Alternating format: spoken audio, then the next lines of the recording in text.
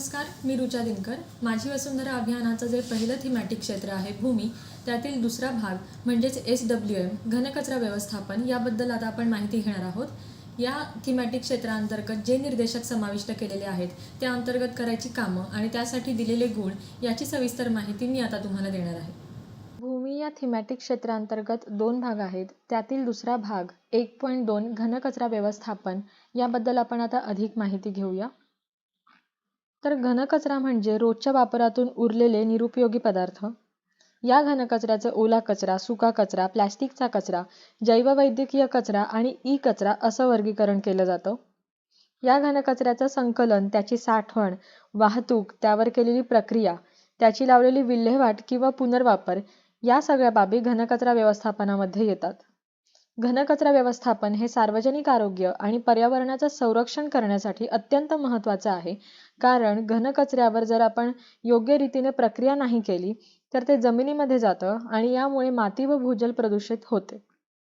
तसंच घनकचरा रस्त्यावर पडला तर रोगराई पसरण्याचा धोका वाढतो. आता या थीमॅटिक क्षेत्रांतर्गत जे निर्देशक आहेत आणि त्यासाठी जे गुण आहेत ते आपण स्क्रीनवर बघू शकतो. घनकचरा व्यवस्थापनासाठी एकूण 850 गुण आहेत. यातील आपला पहिला निर्देशक आहे 1.2.1 घनकचरा व्यवस्थापन, निर्मितीच्या ठिकाणी विलगीकरण आणि संकलन. यासाठी 100 गुण आहेत. घनकचरा व्यवस्थापनाच्या प्रक्रियेत निर्मितीच्या ठिकाणी कचरा विलगीकरण करणे हा महत्त्वाचा टप्पा आहे. विलगीकरण म्हणजे काय, तर कचऱ्याचं ओला कचरा आणि सुका कचरा असं वर्गीकरण करणं. यामुळे काय होतं तर कचऱ्याचं प्रमाण कमी होतं, कचऱ्यावर प्रक्रिया करण्यासाठी लागणारा खर्च कमी होतो, तसंच पर्यावरणाचंही संरक्षण होतं. आता यातील मूल्यमापन कार्यपद्धती आपण समजून घेऊ. निर्मितीच्या ठिकाणी संकलन आणि विलगीकरण केलेल्या घनकचऱ्याची टक्केवारी यासाठी 100 गुण आहेत. त्यातील आहे निर्मितीच्या ठिकाणी विलगीकरण. तर किती टक्के कचऱ्याचं निर्मितीच्या ठिकाणी ओला कचरा, सुका कचरा असं विलगीकरण केलं जातं. जर ते 75% ते 100% दरम्यान असेल तर त्यासाठी 50 गुण आहेत. 50%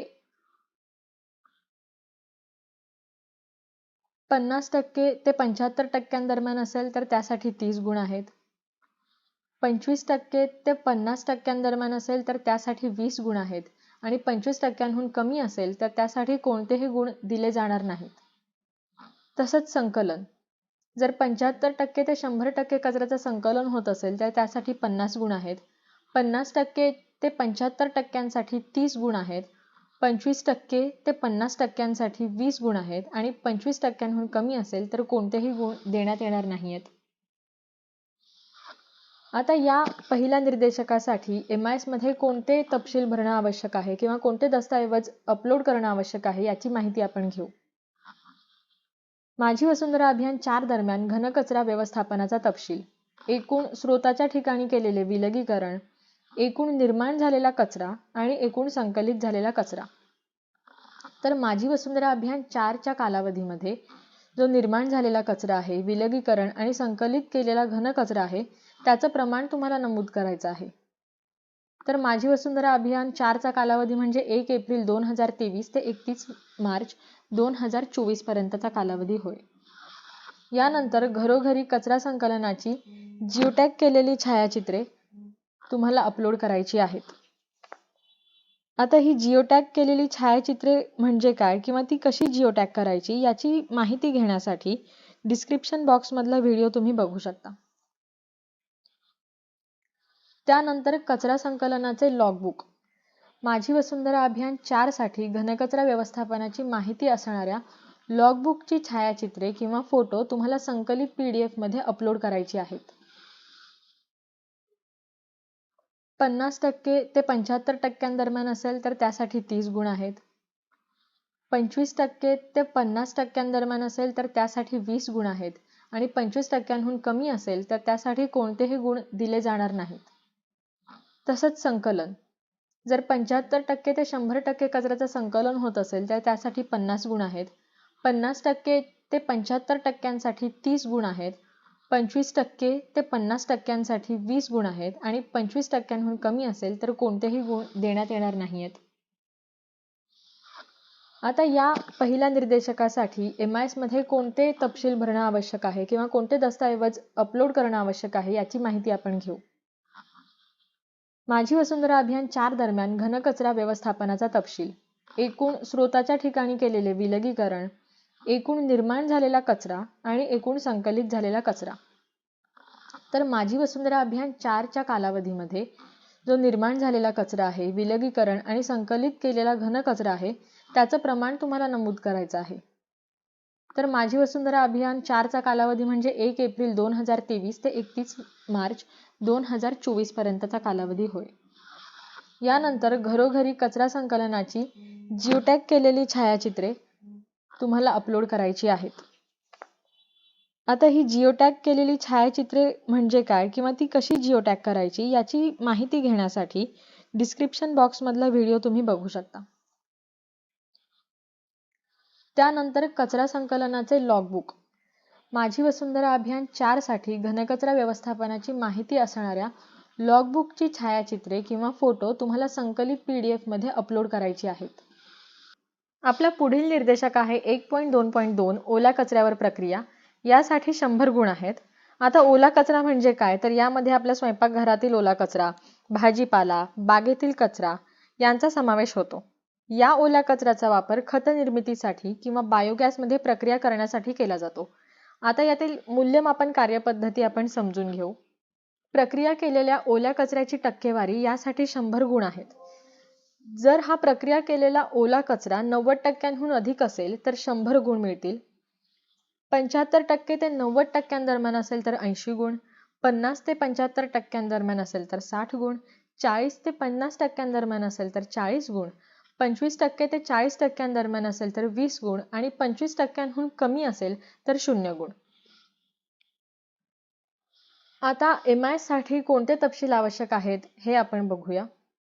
माझी वसुंधरा अभियान 4 दरम्यान घनकचरा व्यवस्थापनाचा तपशील, एकूण निर्माण झालेला ओला कचरा, एकूण संकलित केलेला ओला कचरा आणि एकूण प्रक्रिया केलेला ओला कचरा. माझी वसुंधरा अभियान 4च्या कालावधीमधील म्हणजेच 1 एप्रिल 2023 ते 31 मार्च 2024 या दरम्यान तयार झालेला, संकलित केलेला, प्रक्रिया केलेला आणि कंपोस्ट केंद्रामध्ये प्रक्रिया करण्यासाठी वापरला जाणारा तसंच बायोगॅस केंद्रामध्ये प्रक्रिया करण्यासाठी वापरल्या जाणाऱ्या ओल्या कचऱ्याचं प्रमाण तुम्हाला इथे नमूद करायचं आहे. यानंतर ओल्या कचऱ्याच्या प्रक्रियेचा मासिक अहवाल तुम्हाला सादर करायचा आहे. आता इथे एक गोष्ट लक्षात घ्या, स्वच्छ भारत मिशन पोर्टलवरून बायोगॅस किंवा कंपोस्ट केंद्रातील ओल्या कचऱ्याच्या प्रक्रियेचा जो मासिक अहवाल असतो तो इथे तुम्हाला अपलोड करायचा आहे. यानंतर उत्पादित कंपोस्ट खताचा वापर, ओल्या कचऱ्यापासून तुम्ही जे कंपोस्ट खत तयार केलंय त्याचा वापर कुठे केला जातो हे तुम्हाला इथे नमूद करायचं आहे. त्यानंतर अधिकृत प्रयोगशाळांमधून FCO नियमांचे पालन करणारा व कंपोस्टची गुणवत्ता दर्शवणारा अहवाल तुम्ही मिळवला आहे का? जर तो मिळवला असेल तर ड्रॉपडाऊन मधून तुम्हाला होय हा पर्याय निवडायचा आहे, नाही तर तुम्हाला नाही हा पर्याय निवडायचा आहे. यानंतर अधिकृत प्रयोगशाळांमधून FCO नियमानुसार कंपोस्ट गुणवत्ता दर्शवणाऱ्या अहवालाची प्रत तुम्हाला इथे अपलोड करायची आहे. यानंतर ओल्या कचऱ्यावर प्रक्रिया करण्यासाठी वापरल्या जाणाऱ्या कंपोस्ट प्लांट किंवा बायोगॅस प्लांटची जिओटॅग केलेली छायाचित्र तुम्हाला इथे अपलोड करायची आहेत. आणि शेवटी कंपोस्ट किंवा बायोगॅस केंद्र तुमचं आहे त्याचं स्थान, आता या स्थानाची गुगल मॅपची लिंक तुम्हाला इथे अपलोड करायची आहे. आपला पुढील निर्देशक आहे 1.2.3 सुक्या कचऱ्यावर प्रक्रिया किंवा त्याची विल्हेवाट. यासाठी 100 गुण आहेत. आता सुका कचऱ्यामध्ये काय येतं तर प्लास्टिक, काच, धातू, रबर किंवा अन्न पॅकेजिंगसाठी जे मटेरियल वापरलं जातं हे याच्यात येतं. सुक्या कचऱ्याचा पुनर्वापर करणं किंवा त्याची विल्हेवाट लावणं हे अत्यंत महत्त्वाचं आहे. तर यासाठीची मूल्यमापन कार्यपद्धती आता आपण बघूया. कार्यरत साहित्य पुनर्प्राप्ती सुविधा म्हणजेच MRF केंद्र जर ते अस्तित्वात असेल तर 50 गुण आणि नसेल तर 0 गुण. सुक्या कचऱ्याचे दुय्यम वर्गीकरण 90%हून अधिक असेल तर 20 गुण, 90%हून कमी असेल तर 0 गुण. सुक्या कचऱ्यावर प्रक्रिया किंवा त्याची विल्हेवाट, अधिकृत यंत्रणेद्वारे विल्हेवाट लावलेल्या सुक्या कचऱ्याची टक्केवारी ही 80%हून अधिक असेल तर त्यासाठी 30 गुण, 50% ते 80% दरम्यान असेल तर 20 गुण, 25% ते 50% दरम्यान असेल तर 15 गुण आणि 25% कमी असेल तर 0 गुण. आता या निर्देशकासाठी MIS मध्ये जे तपशील आवश्यक आहेत किंवा जे दस्तऐवज महत्त्वाचे आहेत याची माहिती आपण घेऊ. कार्यरत साहित्य पुनर्प्राप्ती सुविधा केंद्र म्हणजेच MRF. आता याचा अर्थ काय, तर गावामधून हा जो कचरा गोळा केला जातो तो या MRF केंद्रात आणला जातो आणि त्यावर प्रक्रिया करून त्यावर रिसायकलिंगची प्रक्रिया केली जाते. जर हे केंद्र तुमच्या ग्रामपंचायतीत अस्तित्वात असेल तर ड्रॉपडाऊन मधून तुम्ही होय हा पर्याय निवडायचा आहे किंवा तुम्ही नाही हा पर्याय निवडायचा आहे. मग हे जे MRF केंद्र आहे त्याचे स्थान इथे तुम्हाला गुगल मॅपची लिंक अपलोड करायची आहे. यानंतर MRF केंद्राची जिओटॅग केलेली छायाचित्रे तुम्हाला PDF मध्ये अपलोड करायची आहेत. यानंतर सुक्या कचऱ्यावर प्रक्रिया किंवा विल्हेवाट लावण्याबाबत एक मासिक अहवाल तुम्हाला सादर करायची आहे. आता इथे एक गोष्ट लक्षात घ्या, स्वच्छ भारत मिशन पोर्टलवरून सुक्या कचऱ्यावर प्रक्रिया किंवा विल्हेवाट लावण्याबाबतचा हा जो मासिक अहवाल आहे तो तुम्हाला इथे अपलोड करायचा आहे. यानंतर संकलित केलेल्या सुक्या कचऱ्याचे दुय्यम वर्गीकरण, म्हणजे हा जो कचरा आहे तो आपण घरोघरी जेव्हा गोळा करतो तेव्हा त्याचं वर्गीकरण तर महत्त्वाचं आहेच, पण हा कचरा जेव्हा केंद्रात आणला जातो तेव्हाही त्याचं पुन्हा एकदा वर्गीकरण करणं आवश्यक असतं, ज्याला आपण दुय्यम वर्गीकरण असं म्हणतो. जर हे दुय्यम वर्गीकरण 90% किंवा अधिक असेल तर तुम्ही ड्रॉपडाऊन मधून तो पर्याय निवडायचा आहे किंवा 90% कमी असेल तर तो पर्याय तुम्ही ड्रॉपडाऊन मधून निवडू शकता. यानंतर माझी वसुंधरा अभियान 4 दरम्यान घनकचरा व्यवस्थापनाचा तपशील, यामध्ये एकूण निर्माण झालेला सुका कचरा, एकूण संकलित केलेला सुका कचरा आणि एकूण प्रक्रिया केलेला सुका कचरा. माझी वसुंधरा अभियान 4च्या कालावधीतील निर्माण झालेला, संकलित केलेला आणि प्रक्रिया केलेला जो सुका कचरा आहे त्याचं प्रमाण तुम्हाला इथे नमूद करायचं आहे.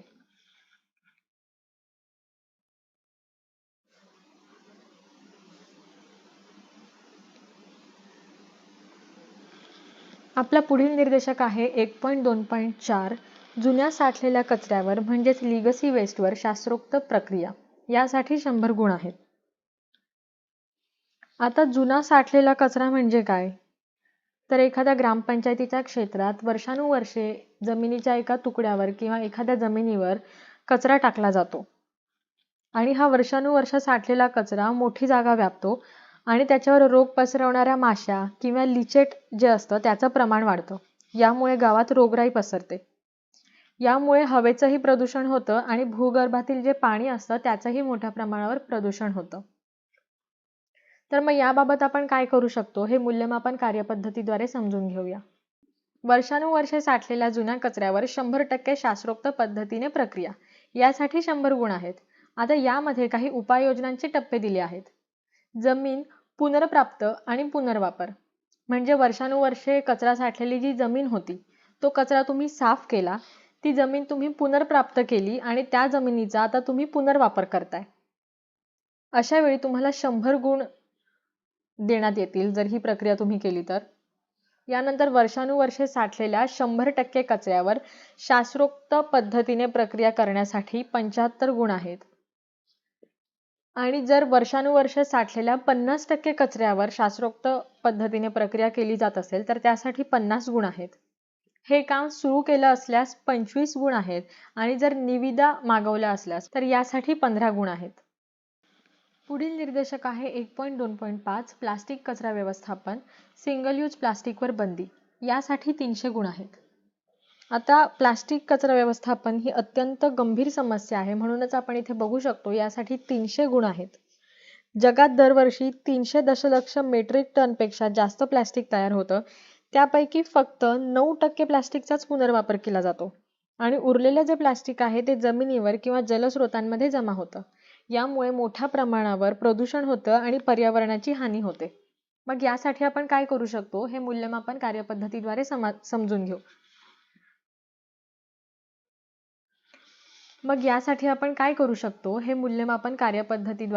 घेऊ.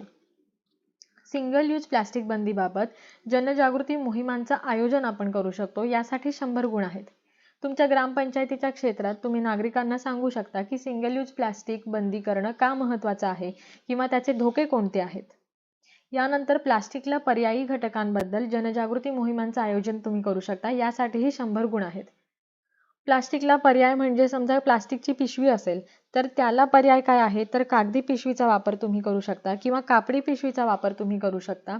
ही माहिती तुम्ही तुमच्या नागरिकांना देऊ शकता. यानंतर सिंगल यूज प्लास्टिकच्या निर्मूलनावर कारवाईसह दंडाच्या रकमेचे संकलन यासाठी 100 गुण आहेत.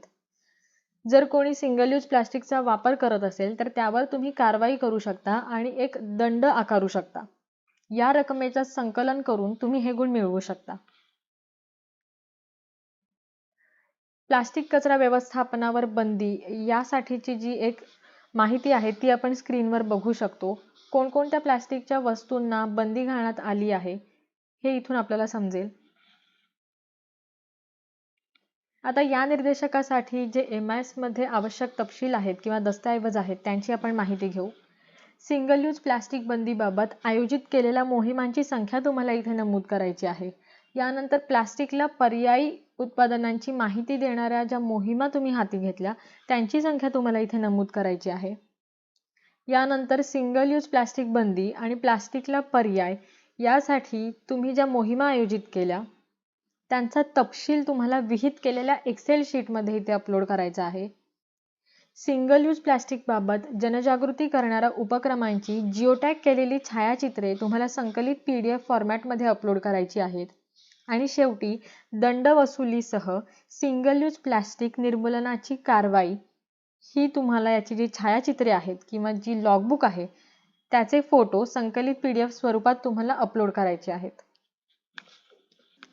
पुढील निर्देशक आहे 1.2.6 जैववैद्यकीय कचरा व्यवस्थापन म्हणजेच बायोमेडिकल कचरा. यासाठी 50 गुण आहेत. आता जैववैद्यकीय कचरा म्हणजे रुग्णालय, प्रयोगशाळा, औषधालय, आरोग्य सेवा केंद्र किंवा पशुवैद्यकीय दवाखाने यामध्ये निर्माण होणारा कचरा. हा कचरा पर्यावरणासाठी आणि मुख्यत्वे मानवी आरोग्यासाठी हानिकारक असू शकतो. यामध्ये संसर्गजन्य किंवा संभाव्य संसर्गजन्य पदार्थाचा समावेश असू शकतो. आता यामध्ये कोणत्या गोष्टी येतात तर पॅकेजिंग, वापरलेल्या वैद्यकीय पट्ट्या, मलमपट्ट्या किंवा इन्फ्युजन किट या गोष्टी यात येतात. तर मग यासाठी आपण काय कामं करू शकतो हे मूल्यमापन कार्यपद्धतीद्वारे समजून घेऊ. यामध्ये 100% आरोग्य सेवा आणि वैद्यकीय व्यावसायिक हे सार्वजनिक जैववैद्यकीय कचरा व्यवस्थापन केंद्र म्हणजेच CBM WTF याचे सदस्य आहेत का? जर असतील तर यासाठी 25 गुण आहेत, नसल्यास 0 गुण आहेत. आता याचा अर्थ आपण समजून घेऊ. तुमच्या ग्रामपंचायतीच्या क्षेत्रात जी रुग्णालये किंवा औषधालये, दवाखाने, प्रयोगशाळा ज्या असतील त्या या केंद्राला तो कचरा देतात का आणि पुढे त्याचं वर्गीकरण होतं का? जर असेल तर 25 गुण, नसल्यास 0 गुण. यानंतर शास्त्रोक्त पद्धतीने विल्हेवाट लावलेल्या जैववैद्यकीय कचऱ्याची टक्केवारी यासाठी 25 गुण आहेत. आता MIS साठी जे तपशील आवश्यक आहेत यांची माहिती आपण घेऊ. तुमच्या ग्रामपंचायतीच्या क्षेत्रात रुग्णालये किंवा दवाखाने आहेत का? जर असतील तर तुम्ही ड्रॉपडाऊन मधून होय हा पर्याय निवडा किंवा मग तुम्ही नाही हा पर्याय निवडा. आणि समजा तुमच्या ग्रामपंचायतीच्या क्षेत्रात रुग्णालय किंवा दवाखाना नाहीये तर मग तुम्ही तसं प्रमाणपत्र तालुका वैद्यकीय अधिकारी यांच्याकडून लिहून घेऊन ते तुम्ही अपलोड करू शकता. यानंतर तुमच्या ग्रामपंचायतीतील 100% रुग्णालये आणि वैद्यकीय अधिकारी हे सार्वजनिक जैववैद्यकीय कचरा व्यवस्थापन केंद्राचे सदस्य आहेत का? जर असतील तर तुम्ही ड्रॉपडाऊन मधून होय हा पर्याय निवडायचा आहे, नसतील तर तुम्ही नाही हा पर्याय निवडायचा आहे. यानंतर माझी वसुंधरा अभियान 4 दरम्यान घनकचरा व्यवस्थापनाचा तपशील, एकूण निर्माण झालेला जैववैद्यकीय कचरा, एकूण संकलन केलेला जैववैद्यकीय कचरा आणि एकूण प्रक्रिया केलेला जैववैद्यकीय कचरा. तर इथे माझी वसुंधरा अभियान 4च्या कालावधीत निर्माण झालेला, संकलित केलेला आणि विल्हेवाट लावलेला जैववैद्यकीय कचऱ्याचं प्रमाण तुम्हाला नमूद करायचं आहे. यानंतर जैववैद्यकीय कचरा प्रक्रिया केंद्र आहे त्याच्या स्थानाची लिंक म्हणजेच गुगल मॅप लिंक तुम्हाला इथे अपलोड करायची आहे. जैववैद्यकीय कचरा विल्हेवाट केल्याची लॉगबुक जी आहे तिच्या छायाचित्रांची संकलित PDF तुम्हाला अपलोड करायची आहे. संकलन, वाहतूक आणि विल्हेवाट यासाठी CBMWTF किंवा MPCB अधिकृत जैववैद्यकीय कचरा व्यवस्थापन विक्रेत्यांशी करार. यामध्ये कचऱ्याचं संकलन, वाहतूक आणि विल्हेवाट यासाठी CBMWTF किंवा MPCB अधिकृत जैववैद्यकीय कचरा व्यवस्थापन विक्रेत्यांशी तुम्ही जो करार केलेला आहे तो संकलित PDF स्वरूपात तुम्हाला अपलोड करायचा आहे. आणि शेवटी जैववैद्यकीय कचरा प्रक्रिया केंद्राच्या स्थानाची जिओटॅग केलेली छायाचित्रे तुम्हाला संकलित PDF मध्ये अपलोड करायची आहेत. पुढील निर्देशक आहे 1.2.7 ई कचरा व्यवस्थापन. यासाठी 50 गुण आहेत. ई कचरा म्हणजे इलेक्ट्रॉनिक उपकरणं आणि वस्तू ज्यांचा वापर संपल्यानंतर त्या फेकून दिल्या जातात. यामध्ये संगणक, mobile phone, TV, fridge, washing machine या गोष्टींचा समावेश होतो. ई कचरा ही एक गंभीर समस्या आहे. यामुळे प्रदूषण मोठ्या प्रमाणावर होतं आणि अशा ई कचऱ्याचं योग्य प्रकारे विलगीकरण करणं, संकलन करणं आणि पुनर्वापर करणं अत्यंत महत्त्वाचं आहे. यासाठी ग्रामपंचायती काय कामं करू शकतात याची माहिती आपण मूल्यमापन कार्यपद्धतीद्वारे घेऊ. ई कचऱ्याचे योग्य प्रकारे विलगीकरण करण्याबाबत जनजागृती मोहिमांचे आयोजन. यासाठी 20 गुण आहेत. तर तुमच्या ग्रामपंचायतीच्या नागरिकांना तुम्ही समजावून सांगू ई कचऱ्याचे योग्य प्रकारे विलगीकरण करण्याबाबत जनजागृती मोहिमांचे आयोजन. यासाठी 20 गुण आहेत. तुमच्या ग्रामपंचायतीच्या क्षेत्रातील नागरिकांना तुम्ही ई कचरा म्हणजे काय किंवा त्याचं योग्य प्रकारे विलगीकरण कसं करावं याबाबत माहिती देऊ शकता. यानंतर ई कचरा संकलन यंत्रणा. जर ती असेल तर यासाठी 20 गुण आहेत आणि जर ती नसेल तर यासाठी 0 गुण आहेत. यानंतर कार्यरत संकलन केंद्र. जर तुमच्या ग्रामपंचायतीमध्ये कार्यरत संकलन केंद्र असेल तर त्यासाठी 10 गुण आहेत आणि जर नसेल तर 0 गुण आहेत. कार्यरत ई कचरा संकलन केंद्राविषयी आपण स्क्रीनवर माहिती बघू शकतो. कृपया ही सर्वांनी काळजीपूर्वक वाचावी. आता या निर्देशकासाठी MIS मध्ये कोणते तपशील आणि कोणते दस्तऐवज आवश्यक आहेत हे आपण बघूया. ई कचऱ्याचे योग्य विलगीकरण करण्याबाबत आयोजित केलेल्या एकूण जनजागृती उपक्रमांची संख्या इथे तुम्हाला नमूद करायची आहे.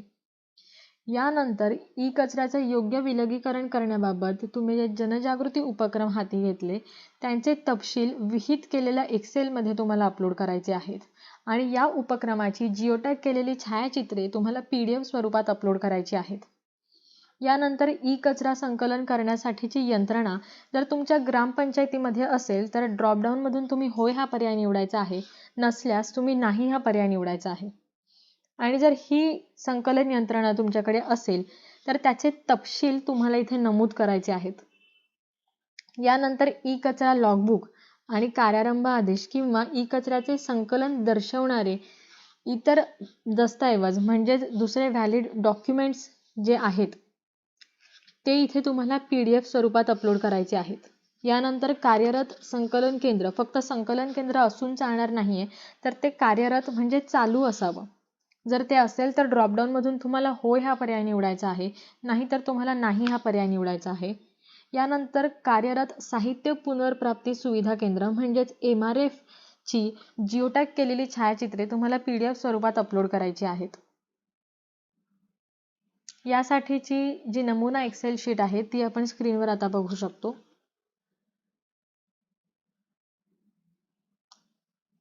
या थीमॅटिक क्षेत्रासाठीचा आपला शेवटचा निर्देशक आहे 1.2.8 हागणदारी मुक्तीचा दर्जा म्हणजेच ODF. यासाठी 50 गुण आहेत. उघड्यावर शौच केल्यामुळे माती आणि जलप्रदूषण होते. तर या योजनेद्वारा केंद्र शासनाने नागरिकांच्या वर्तणुकीत बदल घडवून देशाला हागणदारी मुक्त करण्याला महत्त्व दिलेलं आहे. यासाठीची मूल्यमापन कार्यपद्धती आपण समजून घेऊ. यामध्ये ODF दर्जासाठी 50 गुण आहेत. म्हणजे तुमच्या ग्रामपंचायतीला कोणता ODF दर्जा आहे यावर हे गुण देण्यात येतील. ODF प्लस साठी 50 गुण आहेत आणि ODF साठी 30 गुण आहेत. जर तुमची ग्रामपंचायत किंवा तुमचं गाव हागणदारी मुक्त असेल तर त्यासाठी ODF प्रमाणपत्र देण्यात येईल आणि जर तो दर्जा तुम्ही कायम राखला असेल तर त्यासाठी ODF प्लस हे प्रमाणपत्र तुम्हाला देण्यात येईल. यासाठी MIS मध्ये कोणते तपशील आवश्यक आहेत तर माझी वसुंधरा अभियान 4 दरम्यान ODF स्थितीचा तपशील. ड्रॉपडाऊन मधून तुम्हाला ODF प्लस किंवा ODF हा योग्य तो पर्याय निवडायचा आहे आणि तुमचं जे ODF प्रमाणपत्र आहे ते तुम्हाला इथे अपलोड करायचं आहे. या थीमॅटिक क्षेत्रातील हा शेवटचा निर्देशक होता आणि या थीमॅटिक क्षेत्रासाठी तुम्हाला ज्या कोणत्या एक्सेल शीट अपलोड करायच्या आहेत त्या आपल्या पोर्टलवर डाउनलोड करण्यासाठी उपलब्ध आहेत. इथे आपला घनकचरा व्यवस्थापन हा भाग संपलेला आहे. जर तुमच्या काही शंका असतील तर तुम्ही त्या तुमच्या विभागीय तांत्रिक तज्ज्ञांना विचारू शकता किंवा माझी वसुंधरा संचालनालयाला संपर्क साधू शकता. तुमच्या काही सूचना असल्यास त्या तुम्ही कमेंट बॉक्समध्ये नक्कीच नोंदवू शकता. धन्यवाद.